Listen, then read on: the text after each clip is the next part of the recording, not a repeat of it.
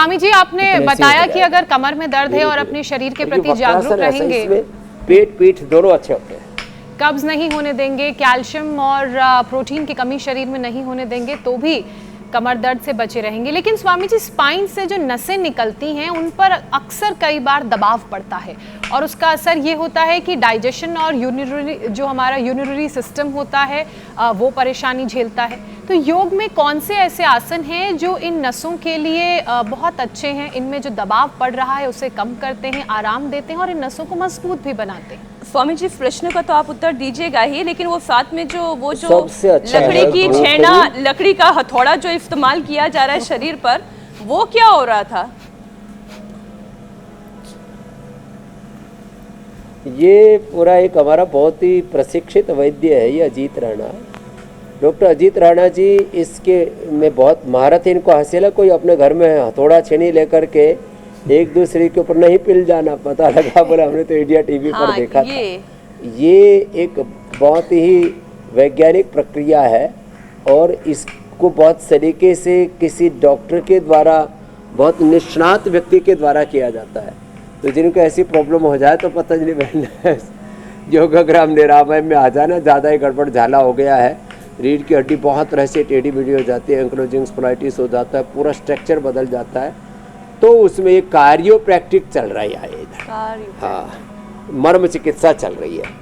और फिर ये पृष्ठ बस्ती, ग्रीवा बस्ती, कटी बस्ती एक साथ इधर ये भी चल रही है।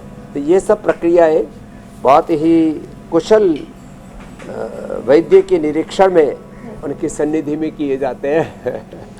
जो ज्योत्सना जी ने पूछा उसका उत्तर ये कि गोखरू और गोधन अर्क ये पूरे शरीर को अंदर तक धो देते हैं। और एक निर्दोष औषधि बता देता हूँ, गोखरू गोधन अर्क तो होम रेमेडी के तौर पर सबको उपलब्ध है, ये आप यूज कर लें। चंद्र प्रभावटी और गोक्षरादि गुग्गुल हमारे यहाँ पर 40 साल के बाद सब एक एक खाया करते थे। किसी को भी यूटीआई की प्रॉब्लम नहीं होती थी, प्रोस्टेट की प्रॉब्लम नहीं होती, पुरुषों को महिलाओं को किसी भी तरह के धातु रोग, मेनोपॉज की प्रॉब्लम्स और कई तरह के हार्मोनल इम्बैलेंस और रीढ़ की हड्डी से लेकर के हड्डियों से लेकर के बहुत तरह के संकटों, समस्याओं, संघर्षों से उनको जूझना पड़ता था। तो सब चंद्र प्रभावटी और गोक्षरादि गुग्गुल, गोक्षरादि गुग्गुल सुबह ले ले, चंद्र प्रभावटी शाम को ले ले, जिंदगी बहुत अच्छी चलेगी। कभी जिंदगी में कोई दर्द, कोई पीड़ा और यूरिनरी ट्रैक से लेकर के नस नाड़ियों से लेकर के कोई दिक्कत नहीं होती थी। नस नाड़ियों के लिए वैसे सहजना भी बहुत अच्छा है। मोरिंगा एलोवेरा को तो आटे में ही गूंद करके पहले इस रोटी के तौर पर या सब्जी के तौर पर इस्तेमाल किया करते थे। सहजने की, सरगवा की फलियों से लेकर के, इसका अचार से लेकर के, इसका जूस से लेकर के, और जो है स्वामी जी कल ही मोरिंगा का बड़ा अच्छा सा सूप बनाकर पिया। ये तो पहले सोच रही थी बड़ा मुश्किल होता होगा, पता नहीं कैसा स्वाद आता होगा, हाँ। लेकिन मोरिंगा का सूप भी उतना ही स्वादिष्ट लगता है। प्रोटीन चाहिए तो थोड़ी सी दाल के साथ मिलाकर बनाई जा सकती है, और थोड़ा अगर खट्टा पसंद है तो फिर टमाटर के साथ मिलाकर बनाया जा सकता है। तो ये सूप बड़ा जबरदस्त है, लोग अपने घर पे ट्राई कर सकते हैं।